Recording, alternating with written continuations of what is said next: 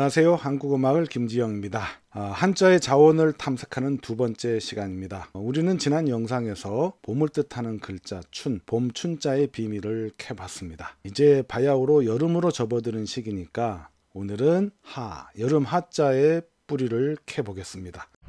하는 여름을 뜻하는 글자입니다. 여름 하면 장렬하는 태양, 숨막히는 열기, 퍼붓는 소나기가 떠오르는 아주 무더운 계절의 이미지가 떠오릅니다. 그러면 한자 하에 이런 뜻이 들어있을까요?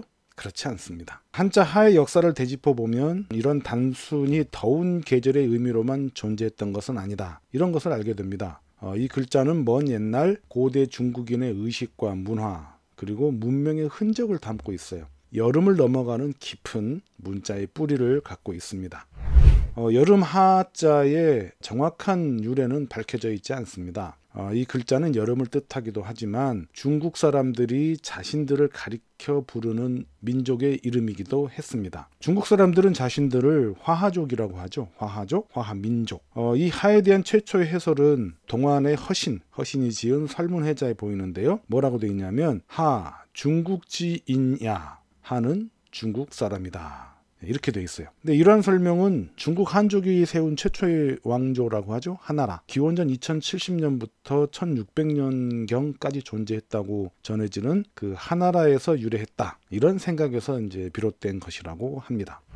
그런데 이 글자가 어떻게 여름을 뜻하게 되었을까요? 한자의 기원을 설명할 때 우리가 흔히 갑골문의 형태부터 살펴보는데 이 하자는 갑골문에서는 보이지 않고 금문에서부터 보입니다. 자, 이건데요. 이것은 무엇을 그린 걸까? 언뜻 보아서는 무엇인지 잘 모르겠습니다. 생긴 것을 보면 여름 하면 떠오르는 것? 이 글자가 여름을 뜻하니까 어떤 학자는 여름을 상징하는 대표적인 곤충이죠. 매미라고 설명합니다. 매미를 그린 것이 여름 하자다. 그러고 보니까 정말로 매미처럼 보이기도 합니다. 그런데 이 글자를 잘 살펴보면 크게 강조된 머리가 있고요. 아래쪽으로 두 팔 그리고 그 아래로 두 다리 이렇게 구성되어 있어요. 머리와 두 팔, 두 다리로 구성되어 있습니다. 그래서 대부분의 학자들은 이것을 매미로 보지는 않습니다. 그럼 뭘까요? 여름날의 더위에 못 견뎌서 아주 옷을 훌훌 벗어던지고 퍼져 앉아있는 사람이다. 그것을 그린 것이다. 이렇게 설명하는 학자도 있고 또 기우제에서 춤추는 무당의 모습을 상영한 것이다. 이렇게 보는 학자도 있습니다. 이 중에서 무당,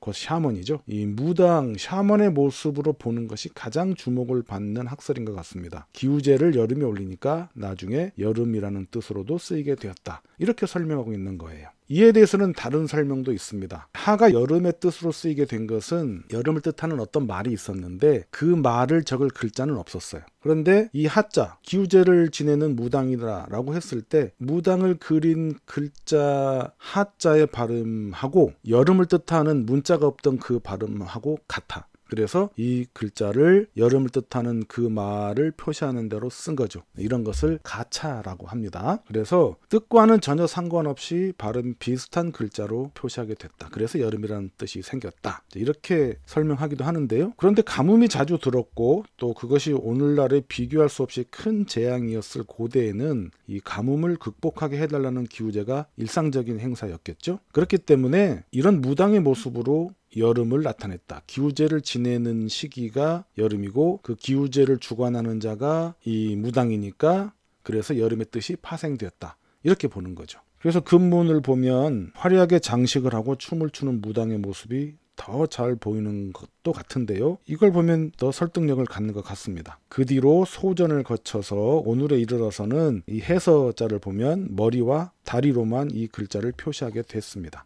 한편 하는 크다라는 뜻을 나타내기도 하는데요. 한국어에서는 이 하자가 크다의 의미로 쓰이는 말은 없는 것 같아요. 그런데 중국의 고대로부터 전해지는 많은 문헌에서 보면 이 하가 크다로 쓰이는 것이 상당히 많다고 합니다. 대표적인 곳으로는 중국 최초의 백과사전 이야, 일종의 자전인데요.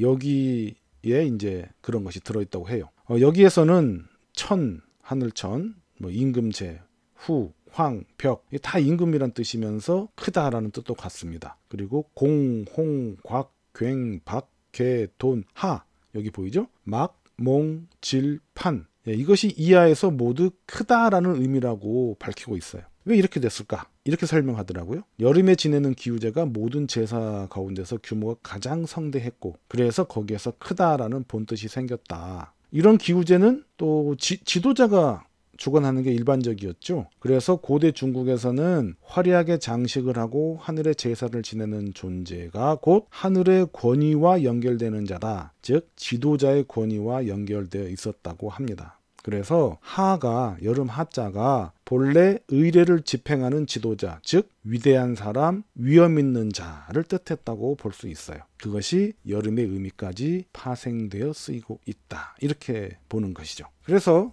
하는 단순히 한 계절을 뜻하는 글자가 아니었습니다. 이 글자 속에는 고대인의 몸짓이 있고 또 한 왕조의 이름이기도 하고 또 그것을 이어서 쭉 이어온 한 민족의 신화와 역사가 있었습니다. 그리고 또 이런 계절과 생명의 흐름을 해석하는 인문학적 사유가 담겨 있는 글자예요. 네, 우리가 무심코 쓰는 글자 하나가 이렇게 깊은 역사성과 상징성을 가질 수 있다는 점, 이것이 한자가 가진 매력이 아닌가 이렇게 생각합니다. 네, 어떻습니까? 오늘은 여름을 뜻하는 글자 여름 하자의 기원에 대해서 알아봤습니다. 재밌게 보셨는지 모르겠습니다. 오늘은 여기까지 하겠습니다. 고맙습니다.